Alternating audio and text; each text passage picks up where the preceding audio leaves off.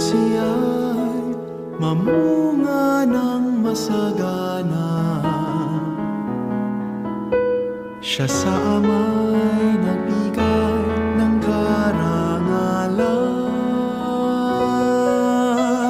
Mula ngayon kayo'y aking kaibigan, hinango sa dilim at kababaan.